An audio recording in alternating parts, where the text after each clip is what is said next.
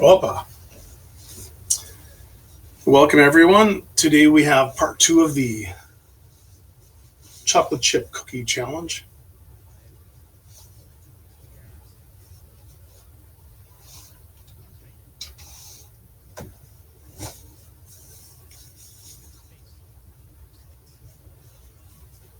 All 3 recipes are over here.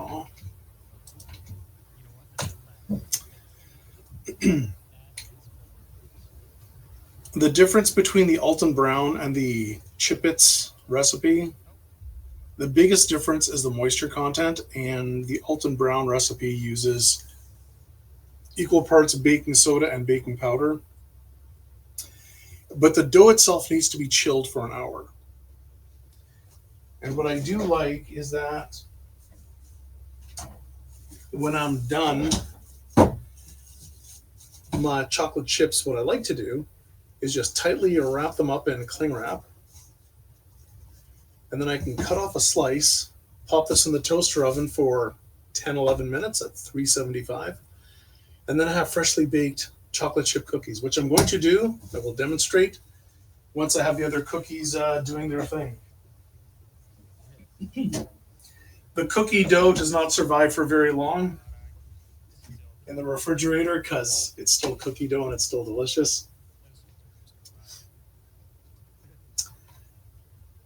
But somebody made the claim, a very bold claim, that they preferred my chocolate chip cookies more than both of the ones that I tested on Monday. So to prove them wrong, or maybe right, I'm going to make a batch of my cookies, and I guess I can compare all 3 at the same time. I need half a cup of softened butter. And speaking of excessive enunciation, I need to return some messages today. One of my friends, not a native English speaker, he pronounces the B in words like bomba.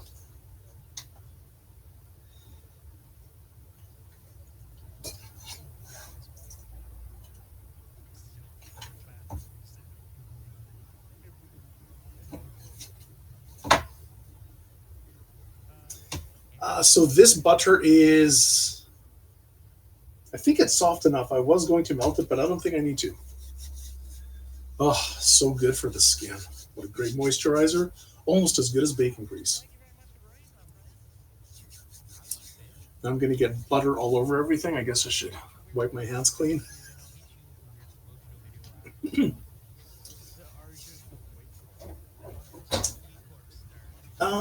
I am going to preheat the oven. Now, my oven takes a while to preheat. I need to cream the sugar and butter until light and floofy.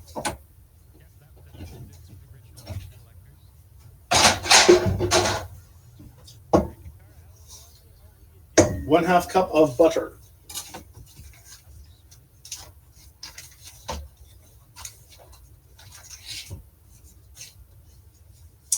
Now the butter in the recipe calls for regular butter, and since I am using unsalted, because I'm a heathen, I need to add a 1/4 teaspoon of salt, and I'm going to make sure to use a proper measuring tool for this, because a little too much salt at this stage will make a big difference. Normally salted butter is around a 1/2 teaspoon per cup.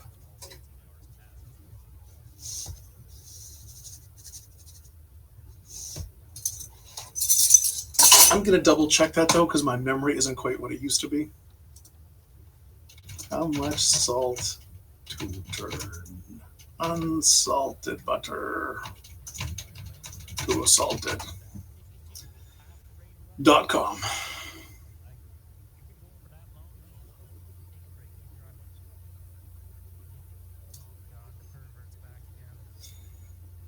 half a teaspoon per cup. Okay.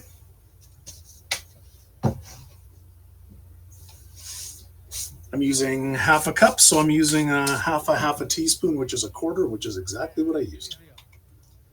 The system works. When in doubt, Google everything.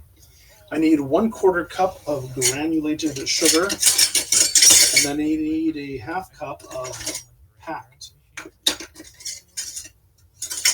brown sugar. And we all remember from elementary school fractions, a half plus a quarter is 3/4.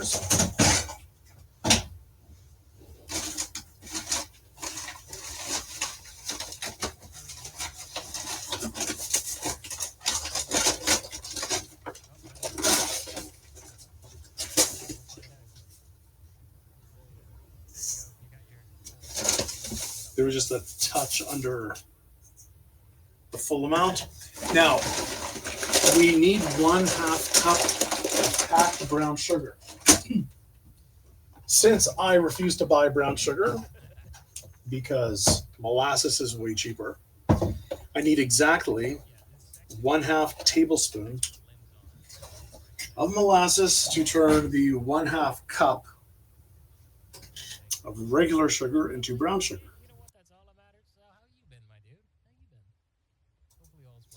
And for anyone that missed that, 1 cup of brown sugar is a cup of regular white sugar plus 1 tablespoon of molasses.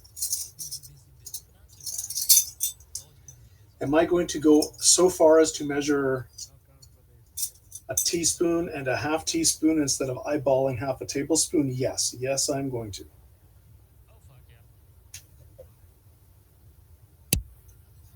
Well, that worked out fairly well.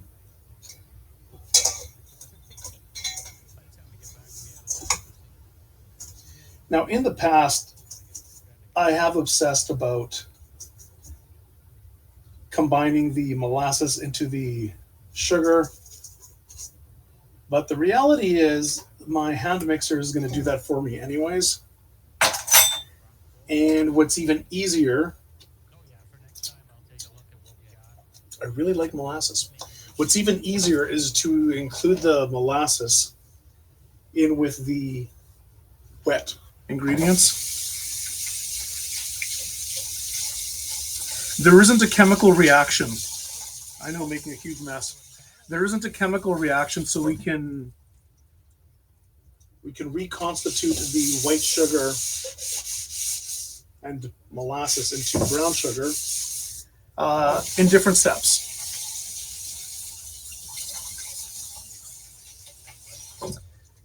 Maiden, did you catch the stream where I busted out the fresh cotton scrubby pads? These things from Canadian Tire. More than just tires. This is the loop part of Velcro, but I believe this is pure cotton, and it's super duper duper scrubby. Yeah. It's very gritty, but it's safe to use on Teflon. Teflon. Okay, hand mixer time.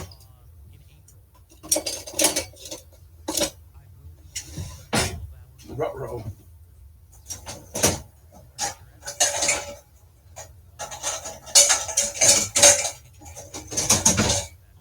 The very nice thing about this recipe, it's all one bowl.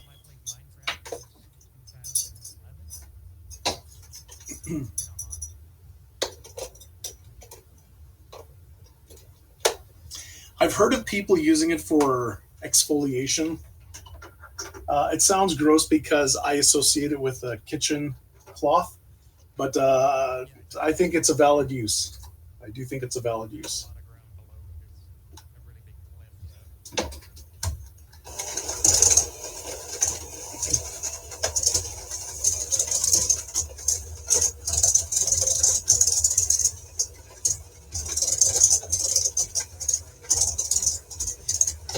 Well, it sure beats infoliating.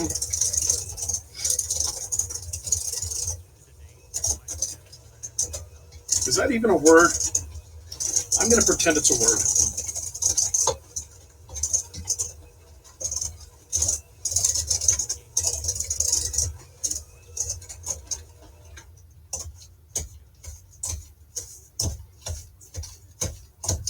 This butter could have been a touch warmer. It's going to do this at a slightly higher speed.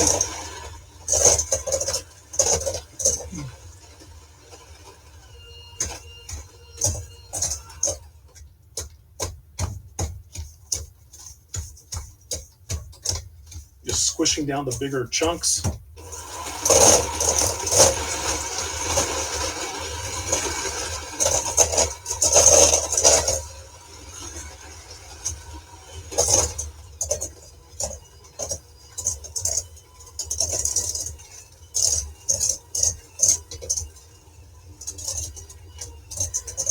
Now, between you and me, I know that I can just throw all the ingredients together, stir them together for 30 seconds, and that's all I really need to do. But today, I'm going to follow the directions to the letter. I'm going to follow both the letter and the spirit of the law.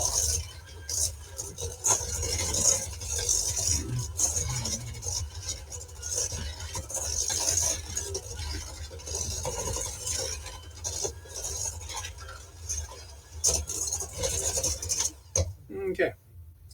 Next, we have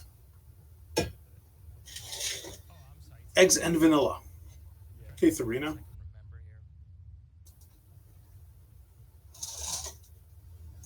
We have 1 room temperature egg. I'm just going to crack this over a measuring cup. You know what's amazing is I have not had an eggshell drop into my eggs for quite some time. It's probably a good thing because I have no idea what I would do if I had some eggshells drop into my eggs, into my batter, into my wet or dry ingredients. I need 1 teaspoon of vanilla extract, and I'm actually going to measure this.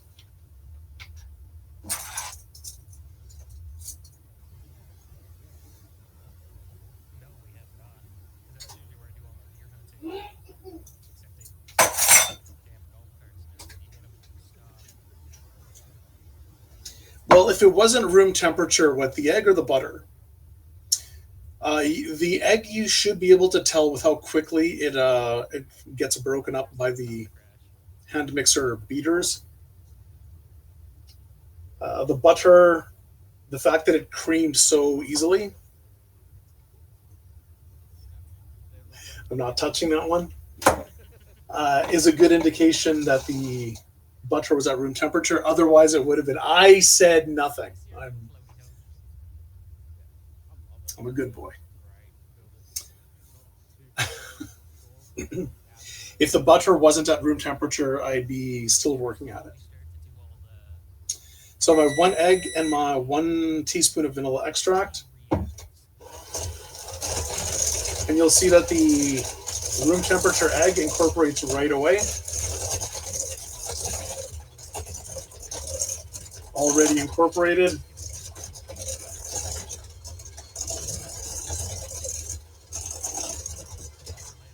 I mean, I guess I could have tried to separate the egg and you'd see how runny it all was. Now I need 1 cup plus 2 tablespoons of all-purpose flour. Just to make it very, very, very precise measurements. Now I'm going to, this is exactly 1 cup. And I'm going to measure with my tablespoonometer 2 tablespoons.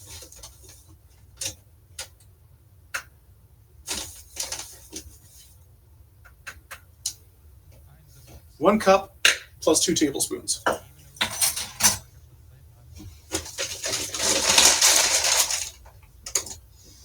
Now, weighing ingredients for cookies seems really, really, really extreme, which is why I'm not doing it. I need my 1/2 teaspoon of baking soda. Not baking powder, baking soda. Now, my sister was over earlier today, and we had a good little chat about the differences of recipes, especially cookies, that use just baking soda or both baking powder and baking soda. You do get different results.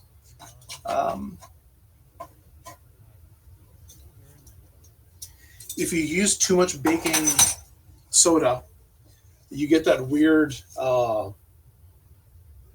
taste from it being too basic. The baking powder seems to counteract that effect, mostly because of the dry acid in the baking powder. If you use just the right amount of baking soda, you don't have to worry about any of this. Now, here we have the dreaded yet legendary pinch of salt. A pinch is normally something around a 1/16 of a teaspoon. It's supposed to be literally just grab a pinch of salt. And if it doesn't say kosher salt, use regular fine ground table salt. If it says kosher salt, use something more like 1/8 of a teaspoon, because you can grab a lot more of kosher salt in a pinch than you can regular table salt. And I need 6 ounces or 3/4 of a cup. And unfortunately, this is the one part of the recipe that's done by mass, not volume, but I am going to pour out the 3/4 of a cup because that's what it normally is. And I'm not going to weigh any of this. But the unit of measurements here refers to mass, also known as weight on earth, and not volume. It gets really complicated when some recipes interchangeably use cups as units of volume and ounces as volume and as mass, because if it doesn't tell you, you really don't know. Hey, tapeworms.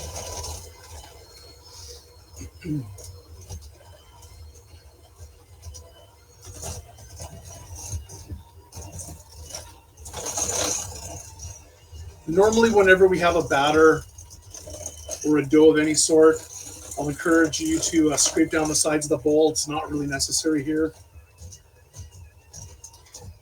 And the one thing that's more than just not necessary, but is actually counterindicated, do not grease your baking sheet for cookies, for this kind of cookie anyways. If your baking sheet is already greased, the cookies won't grip to the surface as well, and they will spread out way too much. There's more than enough butter and fat and everything in this recipe that it will not stick to a relatively clean baking sheet. If you want to keep your baking sheet even more clean, feel free to use some parchment paper. That's what I'm doing. As usual, as always. Taste test.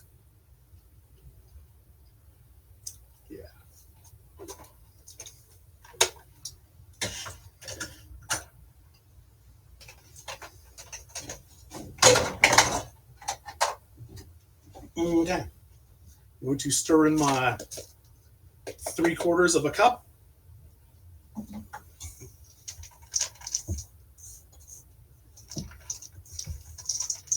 And I just want fairly uniform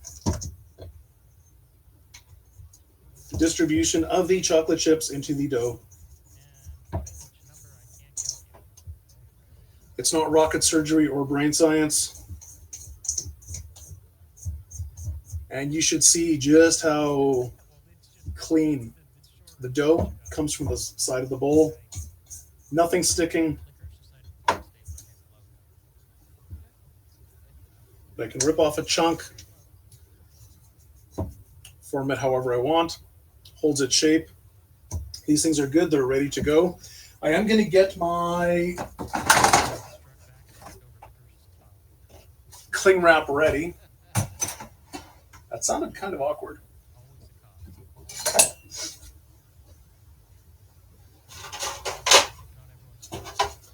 Okay, so over here I have my baking sheet, but it's upside down. Vlahos, you mad lad, why is it upside down? Why is it not right side up like a normal human being would have it? Because when my cookies just start to brown all around the edges, they're ready to come out of the oven. I want to slide the cookies from my baking sheet straight onto my cooling rack. If I have to slide those cookies over the lip of a regular sheet pan, they're going to break.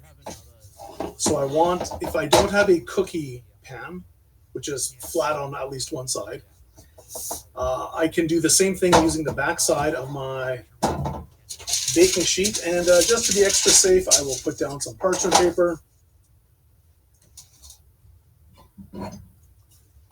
And just to make sure it stays in place, I will spray my non-stick cooking spray onto my non-stick pan. Put down my non-stick parchment paper. And now it's glued in place. Yes, water does the exact same thing. This is just more hilarious.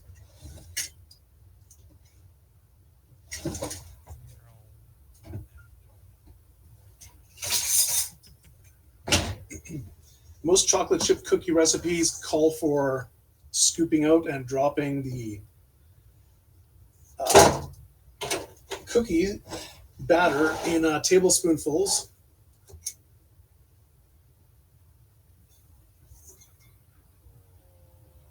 I mean, I could do that.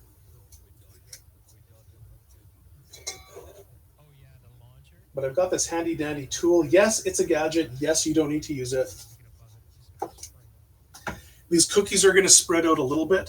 So I will get a tablespoon just to demonstrate how to do it without the gadget.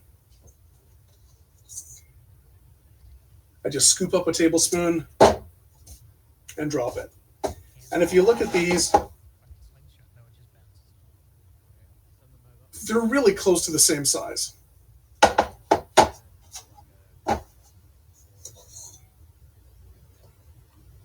Just a very heaping tablespoon.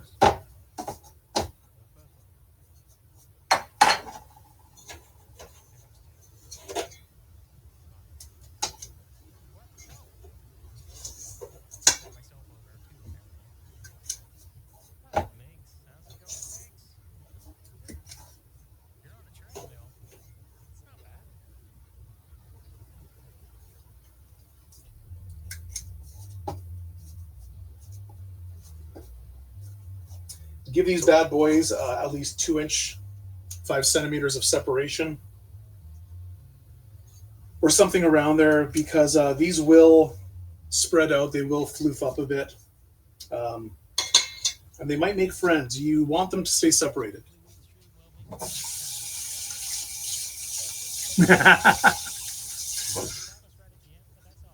Okay, the oven is at 375, preheated. It's going to take this straight to the oven.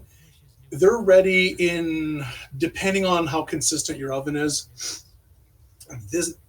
These cookies, 10 to 12 minutes. As soon as you see the edges of the cookie start to turn brown, they're done.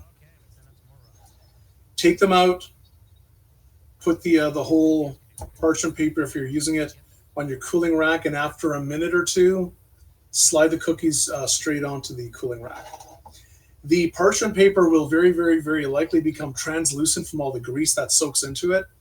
What you can't do is the magician tablecloth whip the parchment paper away. It does not work.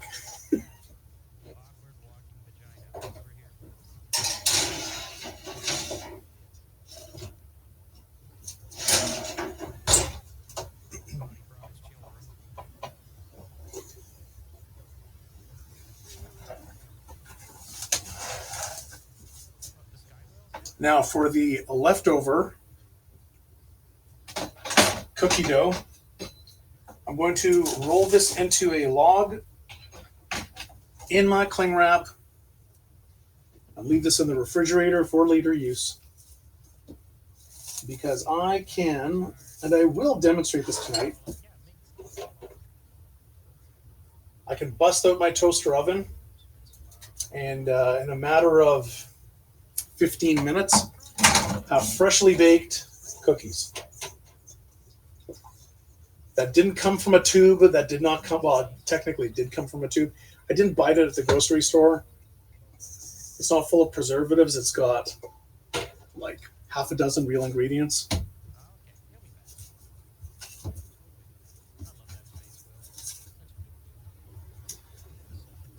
Rolling this into a log is fine, but you want the ends to be squared up.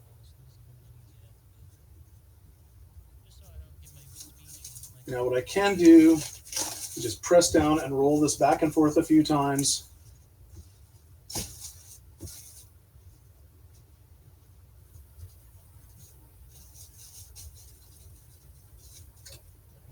Press down on the ends, fold it over so they're nice and flat.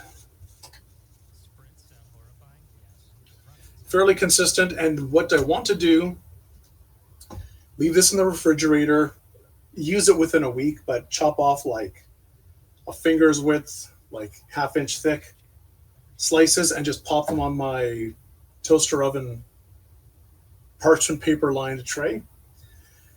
375, about between 10 and 12 minutes.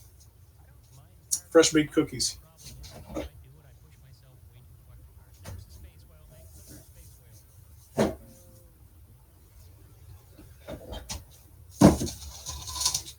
Which I'm about to demonstrate.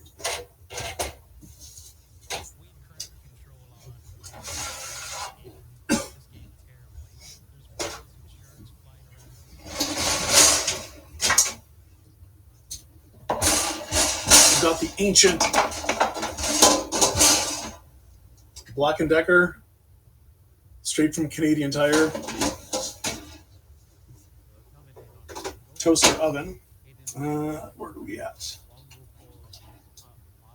375. Want this to bake 12 minutes. This has seen better days.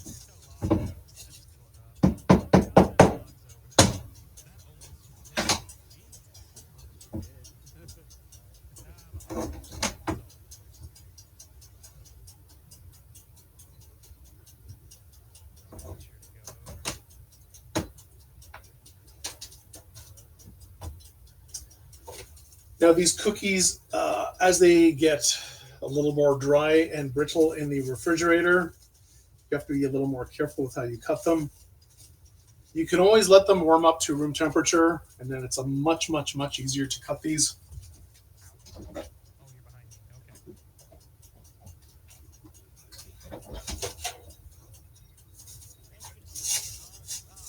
Of course, if no one's looking, just feel free to eat these. Oh.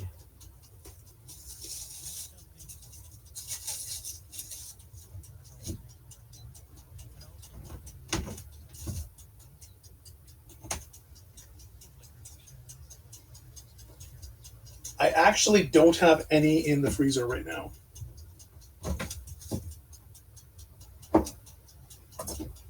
Okay.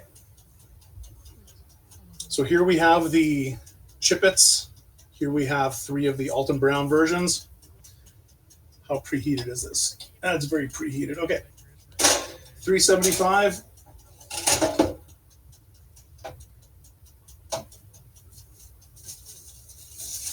Until the edges turn a little brown. Yep. Oh.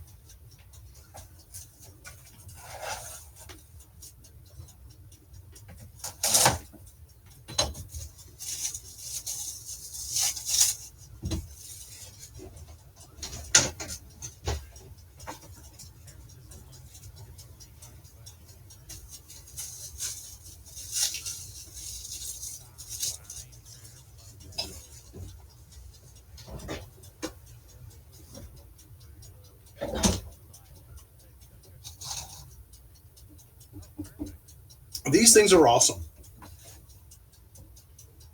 Toaster ovens, I think they're highly underrated.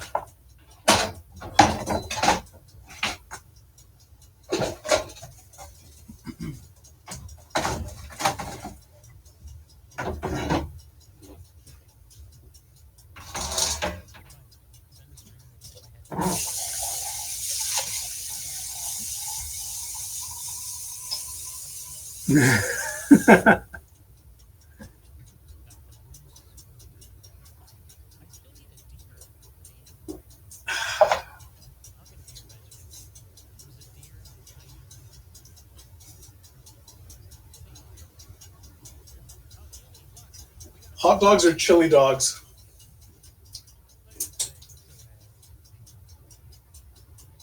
Oh, and please resist the urge to open your oven door. Just look through the porthole, the window, into the soul of the oven. Don't open the door if you can help it.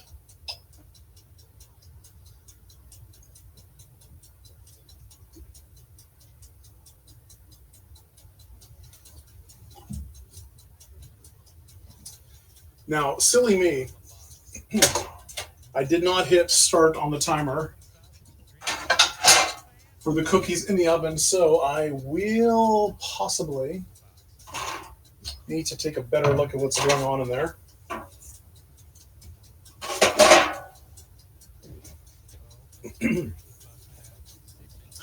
But this cookie recipe is, it's basically idiot proof, just like most cookies. Just pay attention to what you're doing. Don't let stuff burn. Actually measure your ingredients. The instructions here are very, very basic. 1, 2, 3, 4, 5, 6. We have 9 ingredients. Now, you can get away with just using either white sugar or just using brown sugar. If you're using just brown sugar, I would recommend using light brown sugar. If you have to choose between the two, it's a tough question. I think I'd go for the regular sugar. Normally I'd go for the brown sugar, but on these, yeah, maybe white sugar is the way to go. The vanilla extract, I think you can let that slide. If you're using regular salted butter, you can get away with not using the pinch of salt. I don't recommend doing any of these substitutions or omissions. But I mean, worst case scenario other than zombie apocalypse. It's butter, sugar, an egg, some flour, baking soda, chocolate chips. Okay, I gotta take a look at what's happening here. Good timing. Okay, these are a touch, just a touch overdone, but they're not burnt. I'm going to just slide this over, hopefully without burning myself.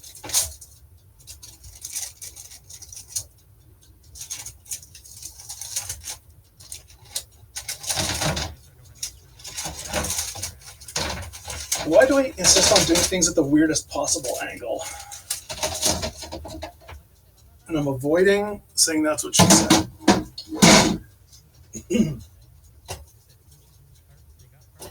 Okay. One of these is going to be sacrificed for science.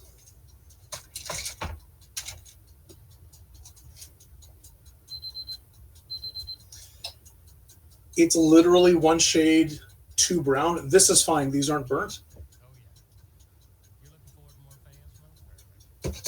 These are good. I would prefer them to have been taken out of the oven like a minute earlier. Yeah. The one thing to watch for is the chocolate chips. If they're in contact with the baking sheet for a little too long, they will tend to overcook.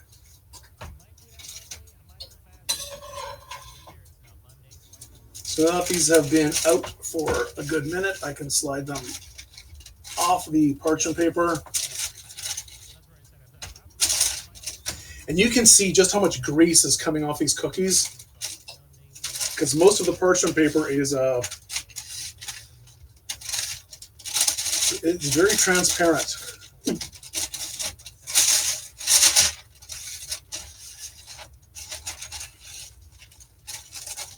Like, that's ridiculous.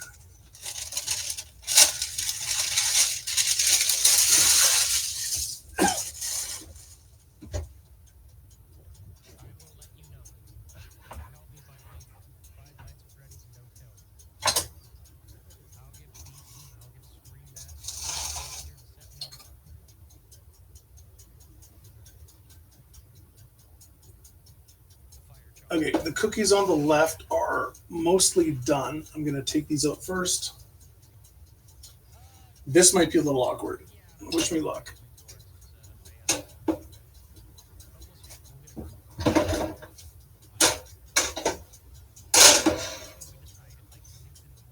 Yeah, the ones on the left are done. The ones on the ones on your right over here, they're done. These other cookies need a minute or two.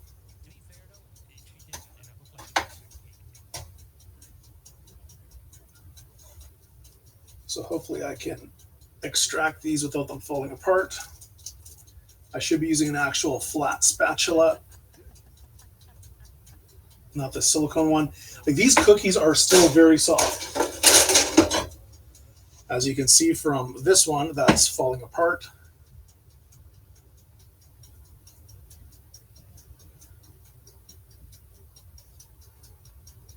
Poor Chester. Never stood a chance.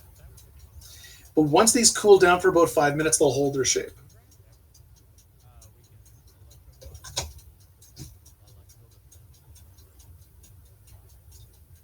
Can I get underneath this one? Oh, damn, that's hot. See, the bottom is a good color, though. It's not overdone. And I've mentioned many times, my cameras tend to show browns a few shades darker than they actually are in real life. Tapeworms, you do not want to arm wrestle me. Unless you've been taking a lot of roids. Probably not a good challenge. There's a surprising amount of technique that goes into arm wrestling. I remember in the 80s, I lost to a couple of dudes that were much smaller than me, clearly much weaker than me, just based on size of everything. But they had amazing technique. And I was really confused. I'm like, how? What did you do different than everyone else that I've ever arm wrestled? Because I lost effortlessly. Yeah. Technique. It actually does play a factor. Okay, these other cookies are almost done.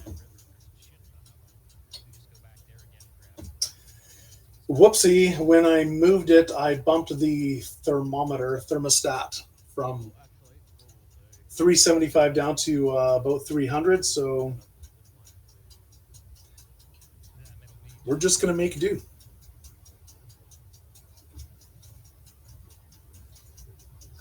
Now this cookie here, we can do a very quick check. This one here started off as a ball. This one started off as a slice. It actually did puff up a little bit. This one is still floofy, but it did obviously collapse as it spread out. But this still has some lift to it. These should need no more than another 1 or 2 minutes. Yeah.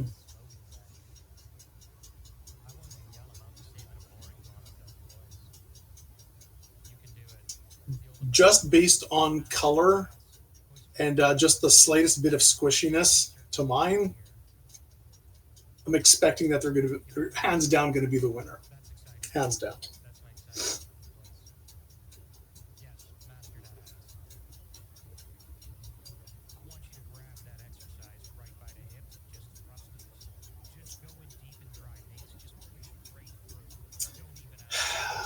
A watched cookie never bakes. That's the saying, right?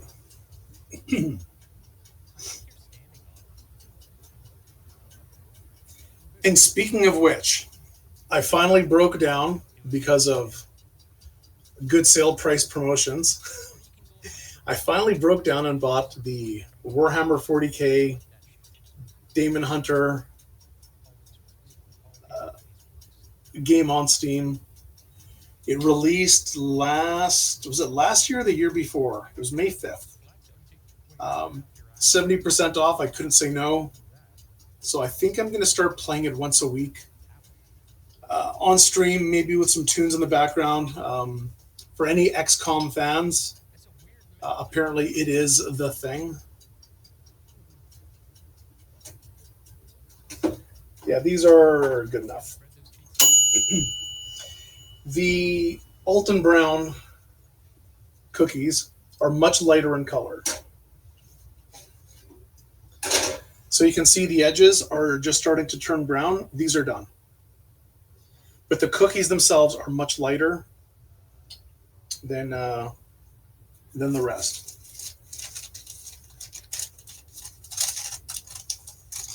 I will show you what happens when you bend this over the lip. There's a good chance that it's going to break in the middle, even if you do it quickly. So don't do what I did there by sliding the parchment paper over the edge. If you don't have a flat side, do this inverted or pick up the whole sheet of parchment paper with a spatula and move it onto your cooling rack. After a minute, I'm going to slide these cookies directly onto the rack and let these cool down, and then we will do a taste test. Yeah, tapeworms, it looks super fun. And Grey Knights, in theory, is my main army for 40K.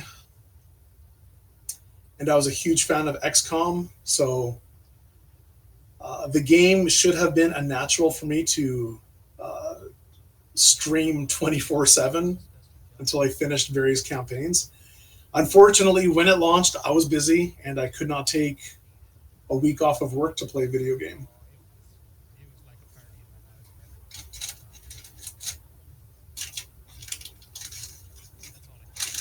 Okay. So after a minute or two, these are usually firm. He lost the... That one was weird. I have no idea how that hole appeared.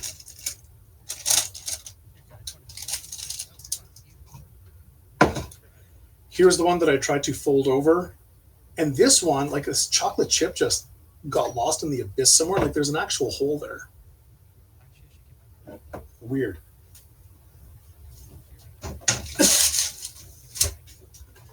Make sure my oven's off.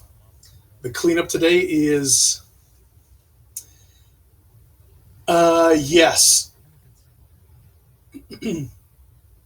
Warhammer is for rich nerds, unfortunately.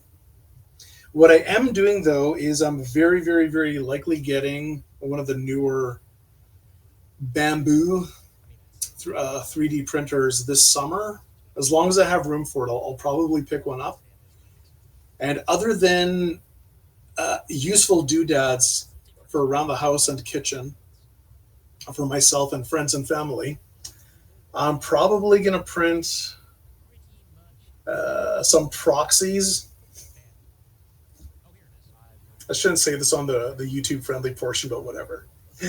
I'm probably going to print some teams for Blood Bowl, which is literally fantasy football. Football with orcs and goblins and trolls and oomies. Yeah. Most of my friends that would play aren't invested enough to run out and buy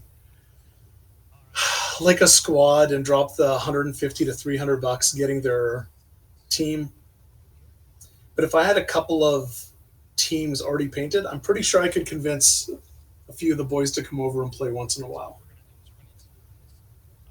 Okay. Of the cookies on stage left, so from here back, Row 1, 2, 3. Which cookie am I going to test first?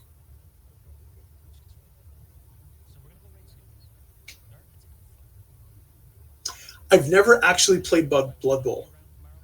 I've done a few rounds of campaign of Necromunda.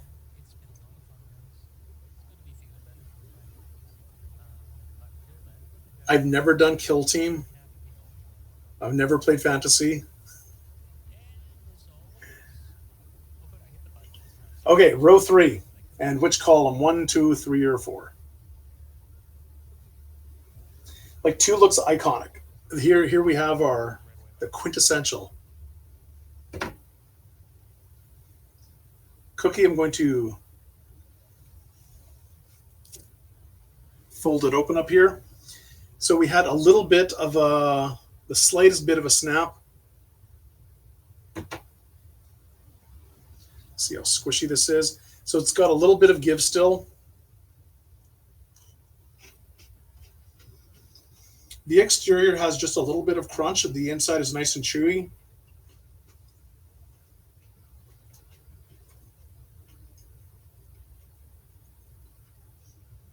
I'm getting no baking soda. Like, these aren't, oh my God, I have to have these or I will literally die if I don't eat a dozen a day kind of good. But these are probably among the best chocolate chip cookies I've ever had. You can have bad cookies and then average to really good cookies. There's a pretty wide range in there, and it's hard to tell the difference. It's going to come down to preference. But for me, I do prefer my recipe. I really do.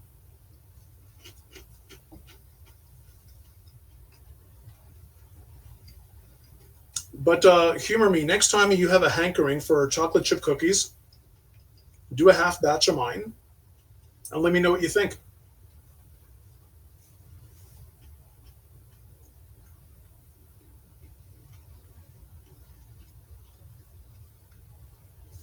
Yeah, I'm going to finish this. It's damn good.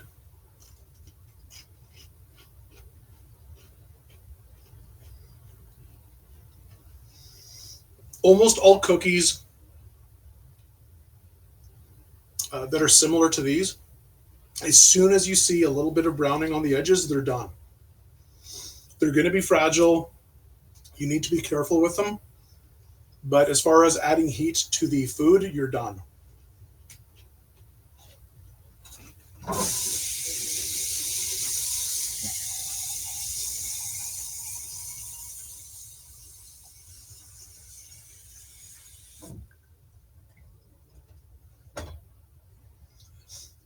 Games Workshop lore is the best ever. And I absolutely adore how it came into being just from like margin and liner notes, little snippets here, there, everywhere of disjointed quotes and sayings and facts and figures that eventually got compiled into mythology. I think it was just amazing.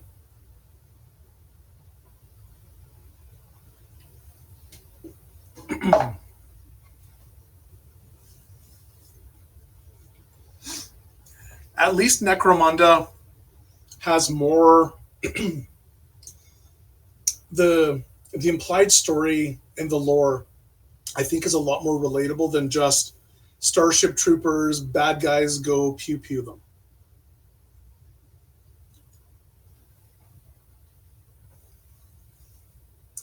And the fact that there's hundreds of apparently really good quality Warhammer 40K and related books says a lot about the lore. Okay, but I think that's it for the cooking. What was that, 45 minutes? I know the whole stream right now is about 50, but if you have your butter and your egg at room temperature and your oven heats up fairly quickly, you can easily have your first batch of a dozen or two cookies coming out of the oven within 20 minutes. 45 minutes tops to have like 2 to 4 dozen cookies done. heck of a good snack and a good treat, and really hard to screw up. Okay, so to recap, simple ingredients, no gadgets, no fancy techniques. Opa. Stick around. We're going to fire up some games. We're going to say goodbye to YouTube right about now. As always, if you have any questions, you are more than welcome to reach out to me on the Discord. It's the best place to reach me. If you ever want to be a member of the studio audience, the green room, or the casting couch, I don't even know what those are.